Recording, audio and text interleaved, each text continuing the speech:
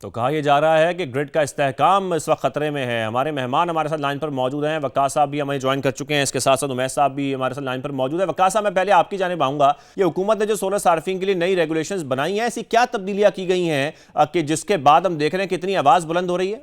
इसमें अगर आप देखें ना, तो जो मेन तब्दीली जो की जा रही है या जो कर रहे हैं वो ये है कि नेट मीटरिंग को नेट बिलिंग से रिप्लेस कर रहे हैं। नेट मीटरिंग में ये होता था कि एक यूनिट से दूसरा यूनिट एडजस्ट हो जाता था, इसलिए इसको नेट मीटरिंग कहते हैं। तो आपने अगर सोलर की प्रोडक्शन की, आपके घर पे सोलर सिस्टम लगा हुआ है, अगर आपने एक दिन में 40 यूनिट प्रोड्यूस हुआ आपके सोलर सिस्टम से, तो उनमें से लेट से 10 सुबह इस्तेमाल हो गए, तो बाकी 30 आपने अगर ग्रिड को बेचे, तो शाम के टाइम पे जो आप 30 यूनिट्स इस्तेमाल करेंगे उसके अगेंस्ट उसको एडजस्ट करने की इजाज़त थी।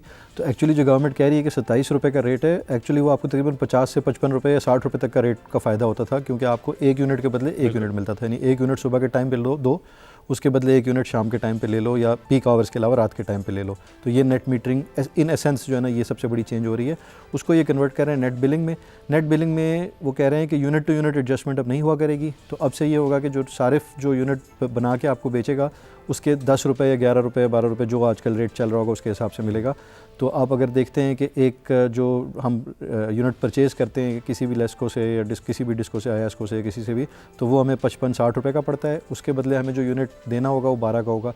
तो इफ़ेक्टिवली आपका ये हो गया है कि एक यूनिट ख़रीदने के लिए आपको 5 यूनिट देने पड़ेंगे। तो जो मेन फ़र्क आ रहा है ना, वो ये आ रहा है कि आपके जो सोलर के यूनिट्स हैं उनकी वैल्यू को बिल्कुल गिरा के तकरीबन 10 रुपये के करीब लेके चले गए। ये इस पॉलिसी का सबसे बड़ा जो नुकसान है, या जो इसमें सबसे बड़ी जो अनफेयरनेस है।